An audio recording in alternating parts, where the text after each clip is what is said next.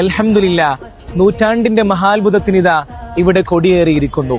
ഇന്ത്യയുടെയും ലോകത്തിന്റെയും വിവിധ ഭാഗങ്ങളിൽ നിന്നായി കൊണ്ടുവന്ന സമസ്തയുടെ പതാകകൾ ബഹുമാനപ്പെട്ട സയ്യിദുൽ ഉലമയുടെ നേതൃത്വത്തിൽ ആലിമീങ്ങളുടെയും സയ്യിദന്മാരുടെയും കരങ്ങളാൽ ഇവിടെ വാനിലേക്ക് ഉയർത്തപ്പെട്ടിരിക്കുന്നു. ഇതിലേറ്റവും ഉയരത്തിൽ നിൽക്കുന്ന വലിയ പതാക കൊണ്ടുവന്നിട്ടുള്ളത് വരക്കലിൽ നിന്നുമാണ്. ബഹുമാനപ്പെട്ട ഷെയ്ഖുന ശംസുൽ ഉലമയുടെയും സയ്യിദ് അബ്ദുറഹ്മാൻ ബ അലവി വരക്കൽ മുല്ലക്കഴുത്തങ്ങളുടെയും ഹദറത്തിൽ നിന്നാണ്. പുണ്യസമസ്തയുടെ അധ്യക്ഷൻ ബഹുമാനപ്പെട്ട സയ്യിദുൽ ഉലമ സയ്യിദ് ജിഫ്രി മുത്തുക്കോയത്തങ്ങളാണ് ആ പതാക വാനിലേക്ക് ഉയർത്തിയിട്ടുള്ളത്.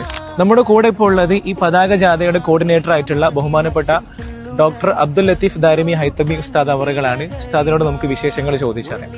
ഉസ്താദ്, എങ്ങനെ ഉണ്ടായിരുന്നു ഈ ദൗത്യം? ഏതൊക്കെ സ്ഥലങ്ങളിൽ നിന്നാണ് പതാക കൊണ്ടുവന്നിട്ടുള്ളത്? ഏതൊക്കെ രാജ്യങ്ങളിൽ നിന്നാണ്? അൽഹംദുലില്ലാ, സമസ്ത കേരള ജമിയത്തുൽ ഉലമായുടെ 100ാം വാർഷികത്തോടനുബന്ധിച്ച് നഗരിയിൽ ഉയർത്താനുള്ള 100 പതാകകൾ, ആ പതാക കൊണ്ടുവരാൻ, പതാക എടുക്കുന്ന സ്ഥലങ്ങളും അത് കൊണ്ടുവരാനുള്ള ആളുകളൊക്കെ നിയമിക്കാനുള്ളതായ വിഷയങ്ങൾ ഞാനടക്കം ഗഫൂർ ദാരിമി മുണ്ടക്കളം, അതുപോലെ തന്നെ എസ് മുഹമ്മദ് ദാരിമി, അതുപോലെ തന്നെ സലാം മൗലവി വാഗൂർ, ഞങ്ങൾ 4 പേരാണ് ഏൽപ്പിക്കപ്പെട്ടിരുന്നത്. അൽഹംദുലില്ലാ, പരമാവധി നമ്മളെ കൊണ്ട് പറ്റാവുന്ന രൂപത്തിൽ അത് റാഹത്തായി ചെയ്തിട്ടുണ്ട്. പരിശുദ്ധ മദീനയിൽ നിന്നും അതുപോലെ തന്നെ മെയിൻ പതാക വരക്കൽ മക്കാമിൽ നിന്നാണ് മെയിൻ പതാക എടുത്തിട്ടുള്ളത്.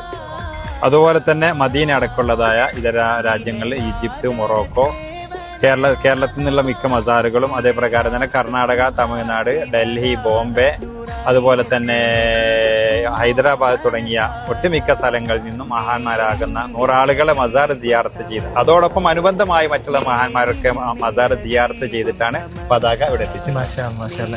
ഇതോടുകൂടി നൂറ്റാണ്ടിന്റെ മഹാത്ഭുതമായി കണക്കാക്കുന്ന പുണ്യസമസ്തയുടെ 100ാം വാർഷിക ആഘോഷങ്ങൾക്ക് ഇവിടെ തുടക്കം കുറിക്കുകയാണ്.